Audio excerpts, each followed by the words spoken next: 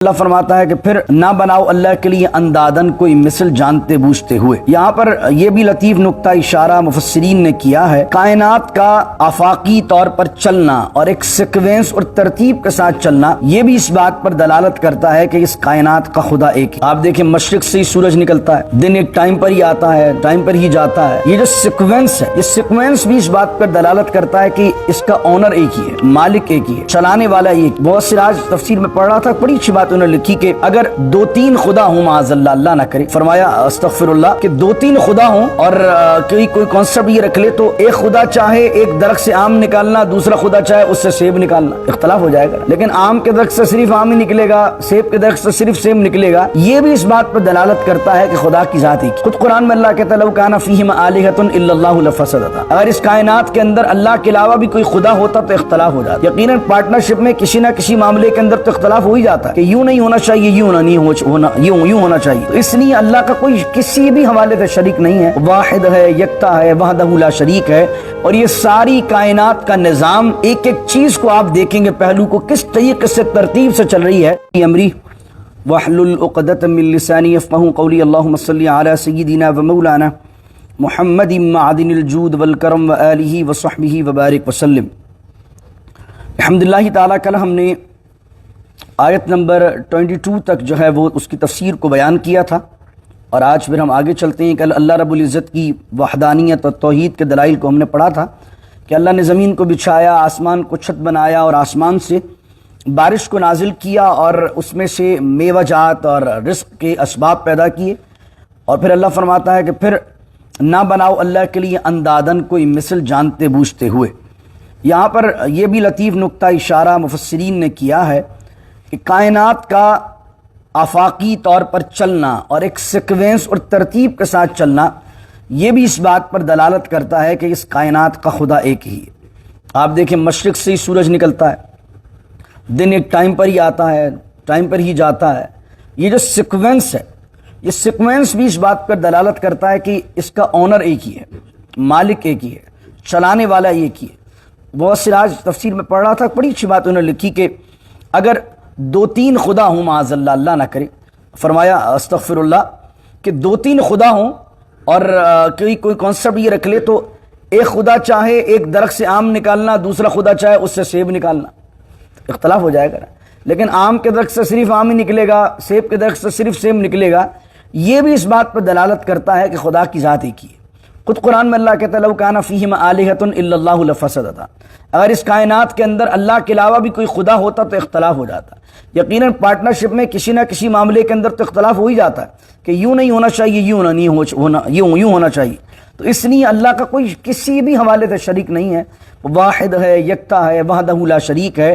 اور یہ ساری کائنات کا نظام، ایک ایک چیز کو آپ دیکھیں گے پہلو کو کس طریقے سے ترتیب سے چل رہی ہے، تو وہ اللہ کی توحید کے آپ کو دلائل دیتی ہوئی نظر آئی۔ اب رسالت کا معاملہ آتا ہے، فرمایا جاتا ہے وَإِن كُنتُمْ فِي رَيْبٍ مِّمَّا نَزَّلْنَا۔ ریب کا معنی میں نے آپ کو پہلے بتا دیا تھا، ذَلِكَ الْكِتَابُ لَا رَيْبَ فِيهِ، اگر آپ کو یاد ہو پچھلی نشستوں میں، ریب کا معنی شک اور لا ریب معنی کوئی شک نہیں۔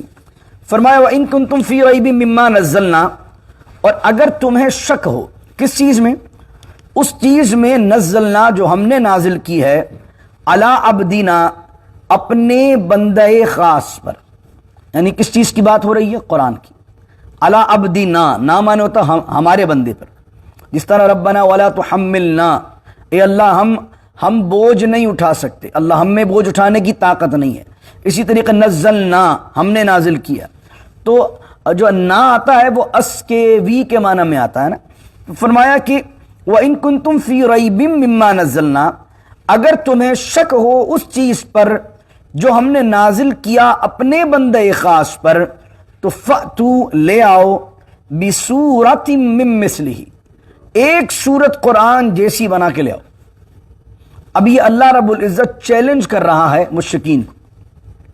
اچھا، یہ سورت مدنیہ ہے، اس سے پہلے اللہ اور چیلنج ان کو دے چکا ہے۔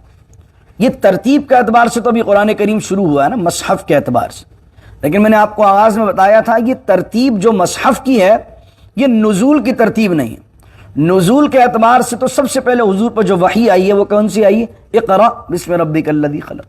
تو نزول کے اعتبار سے تو وہ جو پہلی وحی ہے وہ 30ویں میں، اور ترتیب کے اندر آپ دیکھتے ہیں سورہ بقرہ پہلی آ جاتی ہے، حالانکہ سورہ بقرہ تو مکے میں نازل ہی نہیں ہوئی، سورہ بقرہ تو مدینہ میں نازل ہوئی، بالترتیب بھی رسول کریم صلی اللہ علیہ وسلم نے بنائی۔ تو مکی صورتوں میں سب سے پہلے اللہ نے چیلنج ان کو یہ دیا، قُلْ لَئِنِ اجْتَمَعَتِ الْإِنسُ وَالْجِنُّ عَلَىٰ أَن يَأْتُوا بِمِثْلِ هَٰذَا الْقُرْآنِ، اگر اے حبیب فرما دیجئے اگر یہ جمع ہو جائیں جن اور انس اور ایک دوسرے کی وَلَوْ كَانَ بَعْضُهُمْ لِبَعْضٍ ظَهِيرًا، اگر ایک دوسرے کی یہ مدد بھی کریں تو آپ ان سے کہیں کہ قرآن کی مثل لے کر آئیں، پورے قرآن جیسا بنا کے لے آؤ۔ اب پورا قرآن 30 پارے، اللہ اکبر، 114 سورتیں، بڑا چیلنج تھا۔ تو اب کوئی جواب جب نہیں آیا تو اللہ نے چیلنج میں تخفیف کر دی، اللہ نے کہا ام یقولون افطرا قل فأتوا بعشر سور مثلہ مفتریات، اللہ نے فرمایا اے حبیب یہ افطرا کرتے ہیں، قرآن کو جھٹلاتے ہیں، تو اب ان کو چیلنج یہ حبیب کہہ دیجئے فأتوا بعشر سور مثلی، اللہ اکبر، کہ اب ان کو اگر قرآن پر شک ہے تو یہ اس جیسی 10 صورتیں ہی بنا کر لے آئیں۔ اب 10 صورتوں کا چیلنج ہو گیا، 10 صورتیں بھی کسی سے نہیں بن رہی، قرآن کو مان بھی نہیں رہے، اعتراض بھی کر رہے ہیں، اب چیلنج 10 صورتوں کا، پہلے قرآن کا تھا پھر 10 صورتوں کا ہو گیا۔ اب اللہ نے اور تخفیف کر دی مدنی صورت میں، یہ سورہ بقرہ کی جو میں نے آیت آپ کے سامنے پڑھی، اب 10 کی بات بھی نہیں ہے۔ وَإِن كُنتُمْ فِي رَيْبٍ مِّمَّا نَزَّلْنَا عَلَىٰ عَبْدِنَا فَأْتُوا بِسُورَةٍ مِّثْلِهِ، اگر تمہیں اس قرآن میں شک ہو تو اس جیسی ایک سورت بنا کے لے آؤ۔ ایک سورت تو سورہ کوثر بھی ہو سکتی ہے نا، والعصر بھی ہو سکتی ہے نا، قل هو اللہ احد بھی ہو سکتی ہے نا، اب تو بہت بہت مختصر کر دیا اللہ نے، پہلے پورا قرآن، پھر 10 صورتیں، پھر 10 سے ایک سورت۔ تو ایک صحابی رسول صلی اللہ علیہ وسلم کے بارے میں ملتا ہے کہ عرب کی دستور تھا کہ جب کوئی بہترین شعر کہتا تھا زمانے جاہلیت میں تو کعبے کی دیوار پر وہ شعر لکھ دیتا تھا، اور وہ شعر اس لیے لکھتا تھا کہ پورے عرب کے شعراء کو چیلنج ہوتا تھا کہ اگر مجھ جیسا کسی کے پاس شعر ہے تو لا کر دکھاؤ۔ تو جو بندے اس کو کمپیٹ کرنا چاہتے تھے اور مقابلہ کرنا چاہتے تھے وہ آ کر دوسرا شعر لکھ دیتے تھے نیچے اور کہتے تھے بھائی یہ لے تیرے ٹکر پہ شعر آ گیا۔ جب سورہ کوثر نازل ہوئی تو ایک صحابی رسول گئے اور کعبے کی دیوار پر لکھ کر آ گیا انا اعطیناک الکوثر فصلی لربک وانحر ان شانئک ھو الابتر۔ اب یہ کیا کہنا چاہ رہے ہیں کہ اب بہت چھوٹی صورت ہے، اور اگر جو قرآن کو معاذ اللہ خدا کی کلام نہیں مانتا، خدا کی کتاب نہیں مانتا، اس سے چیلنج بھی دے رہے ہیں کہ اب اتنی چھوٹی صورت ہی بنا کے لے آؤ۔ لوگ آتے رہے، پڑھتے رہے، قرآن کی فصاحت، بلاغت، اس کا اعجاز، کسی سے اس کا مثل نہ بن سکا۔ ایک شاعر، بہت بڑا شاعر، وہ آیا اور اس نے قلم اٹھایا اور لکھنا شروع کیا اور کہا کہ ما ھذا کلام البشر، فرمایا کہ 3 آیتوں کے بعد آگے جو لکھا اس نے کہا کہ یہ بشر کا کلام ہو تو اس کا بندہ جو ہے وہ ٹکر پہ کچھ کلام لے کر آئے، یہ تو کلام بشر کا ہے ہی نہیں، یہ تو خدا کا کلام ہے۔ تو قرآن کریم یہ بار بار انہیں چیلنج اس چیز کا کیوں دے رہا ہے کہ صورت بنا کے لے آؤ، 10 صورتیں بنا کے لے آؤ، کیونکہ اس زمانے کے اندر ان لوگوں کو اپنی زبان پر بڑا ناز تھا، بڑے فصیح و بلیغ تھے عربی لوگ۔ آج بھی دنیا کی سب سے فصیح زبان، سب سے بلیغ زبان جو ہے وہ عربی ہے۔ عربی میں آئین کا لفظ جو ہے نا، آئین جس کو ہم کہتے ہیں، آئین کا لفظ ہی 20 سے زیادہ معنوں میں استعمال ہوتا ہے۔ آئین چشمے کو بھی کہتے ہیں، آئین کبھی زخم کے معنی میں بھی استعمال ہوتا ہے، آئین کبھی آنکھ کے معنی میں بھی استعمال ہوتا ہے۔ تو عربی وہ زبان ہے جس کے اندر بہت زیادہ گہرائی ہے، یعنی کہ آپ اگر عربی کی کچھ ایسی چیزیں ہیں کہ اگر آپ اس کو کسی اور زبان میں ٹرانسلیٹ کر بھی دیں تو وہ مکمل طور پر جو اللہ رب العزت کی بات ہے وہ بات ٹرانسلیشن میں آ ہی نہیں سکتی ہے۔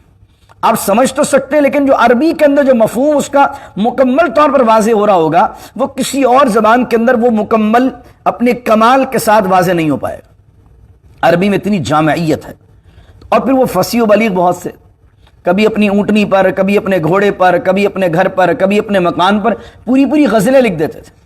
ان کی زبان کو کلام پر دسترس کا یہ عالم تھا کہ وہ جب جنگ کر رہے ہوتے تھے تو حالت جنگ میں تلوار چلاتے چلاتے پوری غزل پڑھ دیتے تھے، خود کی لکھی ہوئی، کہ میری تلوار ایسی ہے اور جب میں جنگ میں آتا ہوں تو اس طرح چلاتا ہوں، وہ پوری غزل۔ یعنی ایک بندہ، اب شعر کہنے کے لیے تو آدمی کو سکون ماحول چاہیے نا، آرام سے بیٹھے گا، سوچے گا کہ یار یہ ردیف لگاؤں اور یہ قافیہ لگاؤں اور اس طرح شعر کہوں تو 2 شعر لکھنے کے اندر اس کو 2 گھنٹے چاہیے۔ ان کو زبان کلام پر اتنا عبور تھا کہ وہ تلوار چلا رہے ہیں، ٹینشن ہے کہ بھائی سامنے سے اگر تلوار پڑ گئی تو مر جائیں گے، لیکن ایسے وقت کے اندر بھی تلوار پر شعر کہہ رہا ہو، شعر بھی کہتا جا رہا ہو مارتے بھی جا رہا، شعر بھی کہتا جا رہا ہو مارتے بھی جا رہا۔ اتنی دسترس ان کو کلام پر تھی۔ لیکن پھر اس کے بعد کیا ہوا؟ قرآن کریم ایسے لوگوں کے درمیان نازل ہوا، اور ایسے جن کو اپنی زبان پر بڑا گھمنڈ تھا ان لوگوں کا فَأْتُوا بِسُورَةٍ مِّثْلِهِ، اللہ اکبر، فَأْتُوا بِسُورَةٍ مِّن مِّثْلِهِ، اس کا مثل ایک سورت بنا کے لے آؤ۔ پھر اللہ نے کہا وَادْعُوا شُهَدَاءَكُمْ، اور بلا لو اپنے حمایتیوں کو۔ ان کے ذہن میں کیا تھا؟ عرب کے اندر مفسرین نے لکھا کہ جب شاعر کوئی شعر کہتا تھا یہ سمجھتے تھے کہ شاعر کے پیچھے ایک جن بیٹھا ہوتا ہے اور جن اس کو الہام کرتا رہتا ہے چیزیں، جب اتنے اچھے اچھے شعر شاعر کہتا ہے۔ تو اللہ نے فرمایا کہ تم اگر یہ سمجھتے ہو کہ یہ کسی جنات کا کلام ہے یا رسول کریم صلی اللہ علیہ وسلم نے اپنی طرف سے اس کو شاعری کے انداز میں ترتیب دیا ہے، تو وَادْعُوا شُهَدَاءَكُمْ، تم بھی اپنے سارے عرب کے شاعر بلا لو، سارے حمایتی بلا لو، سارے لیڈرز کو بلا لو، اور وہ جن کو تم جنات اور وہ جو تمہارا کانسیپٹ ہے ان کو بھی سمجھتے ان کو بھی بلا لو۔ من دون اللہ، دون کا معنی ہوتا ہے علاوہ، من دون اللہ، اللہ کے علاوہ جتنے تمہارے حمایتی سب کو بلا لو۔ کس چیز کے لیے؟ ایک صورت بنانے کے لیے۔ ان کنتم صادقین، اگر تم اپنے دعوے میں سچے ہو۔ ایسا کر کے دیکھو، اگر تم اپنے دعوے میں سچے ہو تو ایک مرتبہ ان سب کو بلا کر صورت بنانے کی کوشش کر لو۔ یہ ان کنتم صادقین کیوں کہا؟ کہ اللہ جانتا تھا کہ یہ منہ سے تو کہہ رہے ہیں کہ قرآن حق نہیں ہے، معاذ اللہ رسول کریم صلی اللہ علیہ وسلم حق نہیں ہے، لیکن دل کے اندر یہ بات جانتے تھے کہ جو ہم بات کہہ رہے ہیں اس میں ہم جھوٹے ہیں۔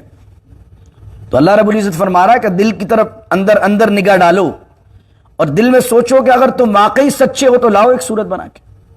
پھر آگے اللہ رب العزت کیا فرماتا ہے؟ کمال بات، شان ربوبیت کا اظہار دیکھیے آپ۔ اللہ کہتا ہے فَإِن لَمْ تَفْعَلُوا، اور اگر تم یہ نہ کر سکو، یعنی مثل بنا کے نہ لا سکو، پھر کہتا ہے وَلَن تَفْعَلُوا، پہلے کہتا ہے فَإِن لَمْ تَفْعَلُوا وَلَن تَفْعَلُوا، یہ دونوں لفظ استعمال ہوئے۔ لم تفعلوا مانا اگر تم نہ کر سکو، اگر تم سے یہ کام نہ ہو، پھر آگے زور دے کر کہا وَلَن تَفْعَلُوا، اور یہ کام تم سے ہوگا ہی نہیں، تم ہرگز نہ کر سکو گے۔ یہ چیلنج کے پر پھر چیلنج ہے۔ پہلے تو کہا بھائی بنا کے لے آؤ، پھر کہا کہ بن سکے گا ہی نہیں، تم کسی کو بھی بلا لو۔ اور یہ چیلنج صرف مکے والوں کے لیے نہیں تھا، آج 1450 سال گزر چکے قرآن کے نزول کو، آج تک قیامت تک یہ چیلنج باقی ہے۔ اگر تم نہ کر سکو اور تم ہرگز نہ کر سکو گے۔ بڑے بڑے اسلام کے مخالف آئے، بڑے بڑے لوگ آئے کہ جنہوں نے قرآن پر اعتراضات کیے، قرآن کی مثالوں پر اعتراض کیے، اور رسول کریم صلی اللہ علیہ وسلم کی سیرت پاک پر اعتراضات کیے، لیکن قرآن کی مثل لانے سے آج تک لوگ قاصر ہیں، اور نہ لا سکتے ہیں نہ لا سکیں گے۔ فَإِن لَمْ تَفْعَلُوا، اور تم نہ لا سکو، وَلَن تَفْعَلُوا، اور ہرگز نہ لا سکو گے۔ لن جو آتا ہے وہ آتا ہے ہرگز نہیں کے معنی میں، وَلَن تَفْعَلُوا، ہرگز نہ کر سکو گے، تو فَاتَّقُوا النَّارَ الَّتِي، تو پھر ڈرو اس آگ سے۔ کہ تم جو خود دین خدا کو چیلنج کر رہے ہو، رسول اللہ کی رسالت کو جھٹلا رہے ہو، قرآن کو نہیں مان رہے ہو، اور تم کوئی اپنے دعوے پر کوئی دلیل بھی نہیں لا پا رہے ہو، نہیں لا سکو گے ہمیشہ، کیونکہ یہ خدا کی طرف سے نازل شدہ ہے۔ تو فَاتَّقُوا النَّارَ الَّتِي، بھی ڈرو اس آگ سے، وَقُودُهَا النَّاسُ وَالْحِجَارَةُ، اس آگ سے ڈرو۔ وقود کہتے ہیں ایندھن کو، وہ لکڑیاں جن سے آگ کو بھڑکایا جاتا ہے ان کو کہتے ہیں وقود، اور وقود جو ہے وہ شعلے کو بھی کہتے ہیں، آگ سے شعلہ جو نکلتا ہے۔ فرمایا پھر ڈرو اس آگ سے جس کا ایندھن جو ہے وہ وقودها الناس، آدمی ہے، لوگ ہیں، اور والحجارہ، حجر کی جمع آتی ہے حجارہ، حجارہ مانے پتھر۔ فرمایا پھر ڈرو اس آگ سے جس کا ایندھن لوگ ہیں، آدمی ہیں، اور حجارہ ہے، پتھر ہیں۔ اعدت للکافرین، اور وہ تیار کی ہوئی ہے کافروں کے لیے۔ اللہ اکبر۔ یہاں پر ایک لطیف نکتہ علماء نے لکھا ہے، فرمایا حجارہ، حجر کیوں کہا؟ بھائی لکڑی، اللہ نے کہا کہ لکڑی سے جلائیں گے ہم آگ، تو کبھی دنیا کے اندر ضرورت پڑتی ہے آگ بھڑکانے کے لیے لکڑی کی، لیکن اللہ تعالیٰ جہنم کی آگ کس طرح بھڑکائے گا ایندھن لگا کر، کہ اس میں آدمی جائیں گے، اور حجارہ پتھر کیوں جائیں گے؟ یہ پتھر سے مراد دنیا کے پتھر نہیں ہیں، ان پتھروں سے مراد وہ بت ہیں جو پتھروں کے بنائے گئے، وہ بت جن کو پتھروں سے بنایا گیا ان کو بھی کل قیامت کے دن اللہ ان کے ساتھ جہنم میں ڈالے گا، تاکہ ان کو اور پشیمانی ہو اور حسرت ہو کہ دنیا میں ہم نے جن کو خدا کے شریک ٹھہرایا، جن کو خدا مانا، جن کی پوجا پاٹ کی، جن کو اللہ کی ذات میں شریک ٹھہرایا، ان کی اوقات یہ ہے کہ وہ بھی ہمارے ساتھ جہنم کے اندر۔ اللہ اکبر۔ تو والحجارہ کہہ کر ان بتوں کا رد کر دیا گیا۔ یہاں پر کیونکہ جب قرآن کی تفسیر کے حوالے سے ہم مطالعہ کرتے ہیں تو یقیناً بہت ساری کتابوں کا مطالعہ کرنا ہوتا ہے، بہت سی تفسیروں کا مطالعہ کرنا ہوتا ہے، لیکن میں نے دیکھا ہے کہ جب اس طرح کی شرکیہ اور توحید کے دلائل کی آیات آتی ہیں تو کچھ میں نے دیکھا مفسرین کی عادت، جو فی زمانہ مفسرین ہیں، ان کی تفاسیر جب پڑھنے کا اتفاق ہوا تو انہوں نے ان آیتوں کے اندر بھی اپنی مسلکی باعث نیس کو ظاہر کیا۔ اب یہاں پر ودعوا شہداءکم جو میں نے پیش کیا، بلا لو اپنے حمایتیوں، تو کچھ لوگوں نے اس کی تفسیر میں لکھ دیا کہ جس طرح لوگ آج مزارات پر جاتے ہیں، مزارات اولیاء پر جاتے ہیں اور یہ ہوتا ہے اور وہ ہوتا ہے اور وہ نظر و نیاز کرتے ہیں، اور یہ ساری چیز اس میں لکھ دی اس تفسیر میں۔ حالانکہ اگر لفظی طور پر قرآن میں دیکھیں تو یہ مشرکین کی بات ہو رہی ہے، اور حجارہ یہ بات بتا رہا ہے کہ یہ بتوں کی بات ہو رہی ہے۔ اب مجھے بتائیے والحجارہ سے کیا آپ یہ مراد لیں گے کہ وہ اللہ کا ولی بھی جہنم میں جائے گا اور لوگ بھی جہنم میں جائیں گے؟ استغفر اللہ۔ تو بات یہ ہے کہ ہاں مزارات اولیاء پر جو چیزیں غلط ہوتی ہیں اس کو کنڈیم کرنا چاہیے، لیکن اس کو اس طرح کنڈیم نہیں کرنا چاہیے کہ جو آیت نازل ہی مشرک کے لیے ہوئی ہے، جو آیت نازل ہی بت پرست کے لیے ہوئی ہے، اس آیتوں کو آپ اٹھا کر فٹ کر دیں مزارات پر یا مزارات پر جانے والوں پر۔ ہاں مزارات پر جو تالے باندھ رہے ہیں، دمالے کر رہے ہیں، الٹی سیدھی حرکات کر رہے ہیں، ڈوریاں باندھ رہے ہیں، حرام کام، ان کی مذمت یہ کریں کہ بھائی یہ جو تم کام کر رہے ہو نہ یہ اللہ کے ولیوں نے تعلیم دی ہے، اور یہ کام جو ہے حرام ہے، اس کام سے تمہیں نہ اللہ راضی ہوگا، نہ جس کی مزار شریف پر تم جا رہے ہو نہ وہ بزرگ تم سے راضی ہوں گے، کیونکہ وہ کبھی بھی ایسی چیز سے تم سے راضی نہیں ہوں گے جو شریعت میں حرام کام ہے۔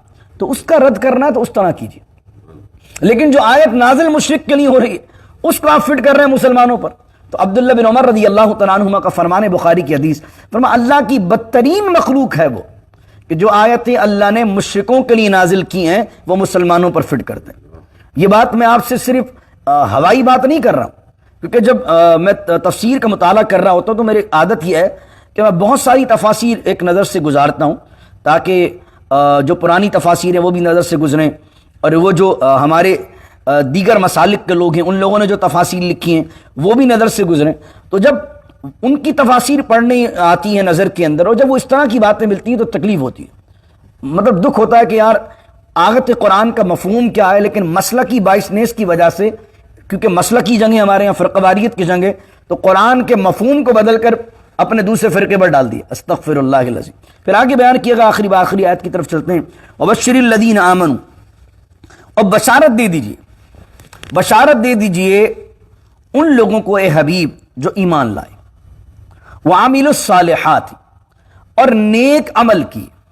صرف آمنو سے کام نہیں چلے گا، ہمیشہ جب بھی بیشتر قرآن نے آمنو کا لفظ استعمال کیا ہے تو ساتھ ساتھ یہ کہا ہے وعاملوا الصالحات، ایمان بھی لائے اور صالحات عمل بھی کیے۔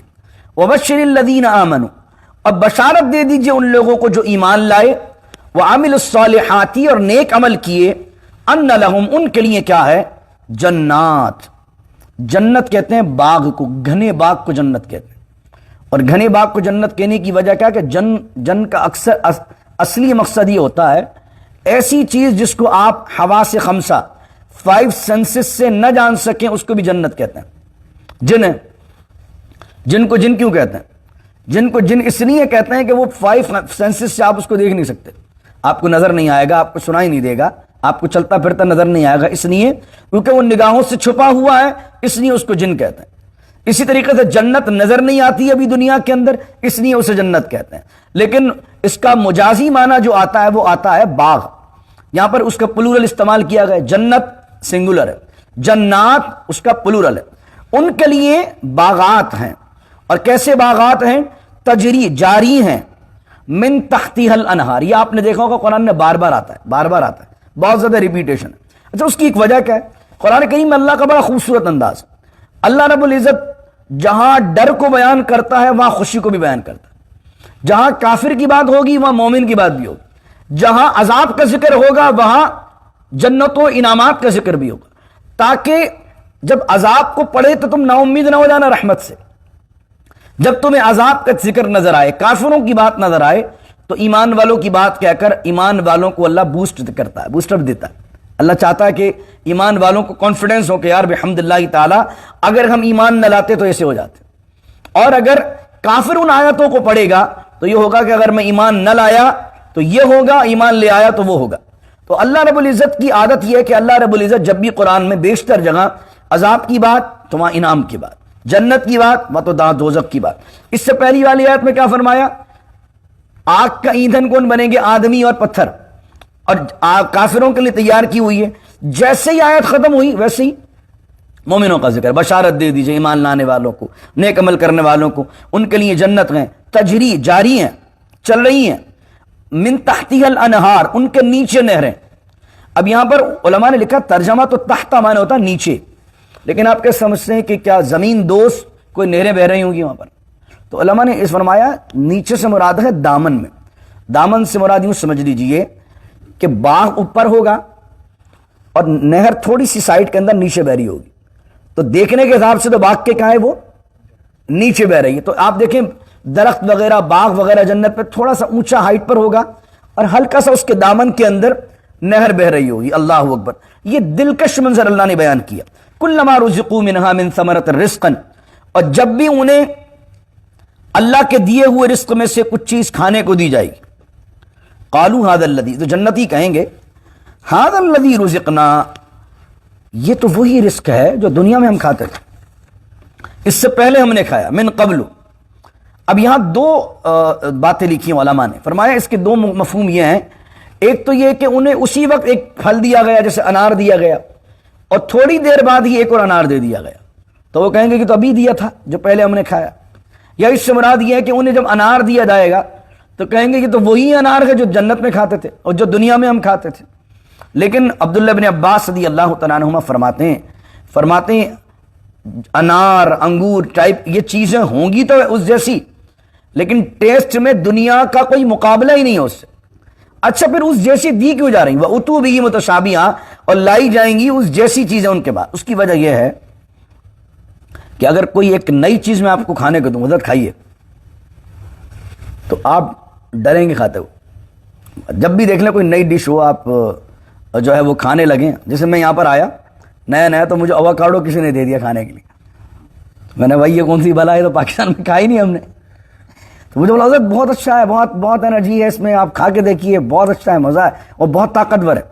تو جب پہلی دفعہ میں کھانے لگا تو مجھے ڈر لگنے لگا، اور میں سوچنے لگا یار پتہ نہیں کیسا ٹیسٹ کا ہوگا، کھاؤں کہ نہیں کھاؤں، کھاؤں کہ نہیں کھاؤں۔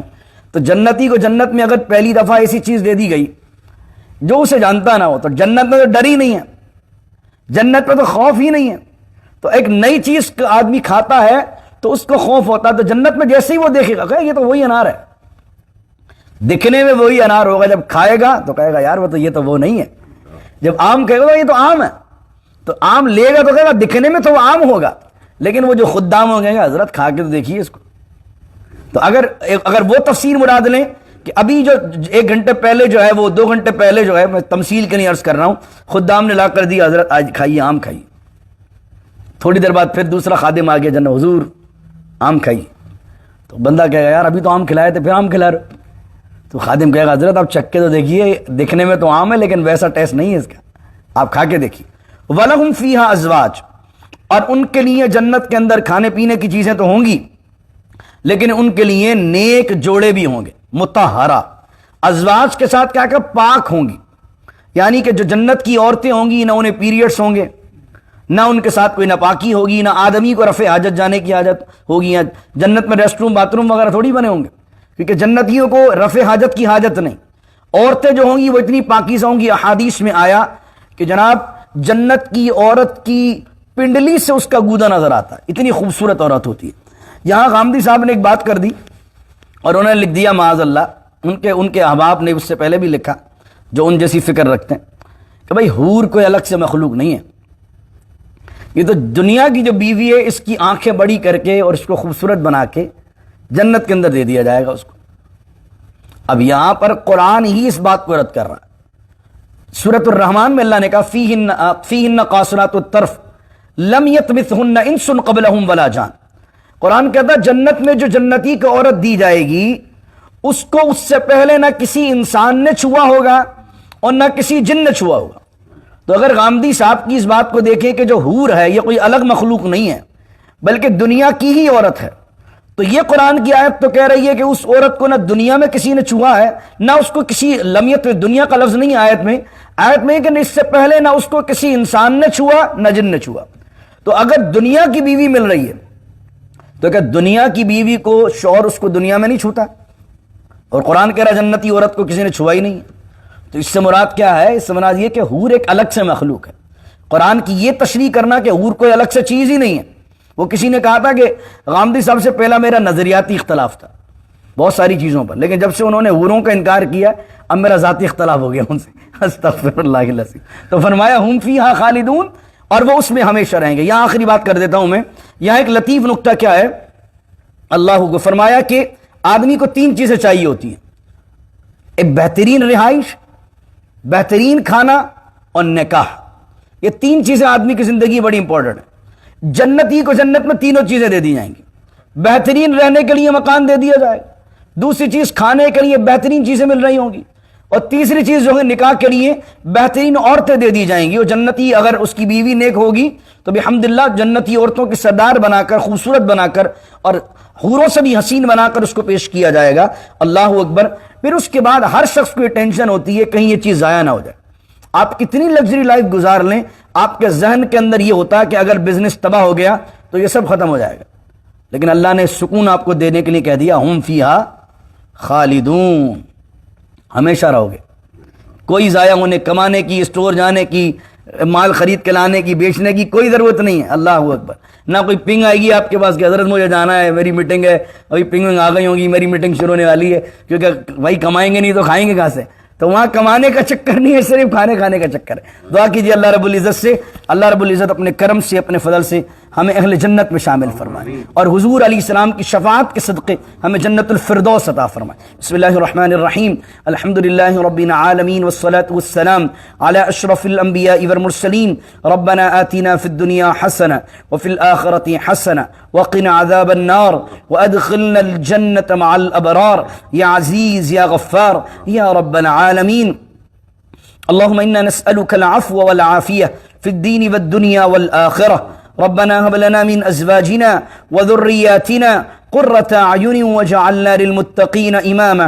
إن الله وملائكته يصلون على النبي يا أيها الذين آمنوا صلوا عليه وسلموا تسليما. اللهم صل على سيدنا ومولانا محمد معدن الجود والكرم وآله وصحبه وبارك وسلم.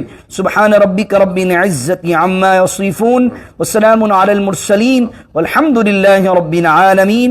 لا إله إلا الله محمد رسول الله صلى الله عليه وسلم.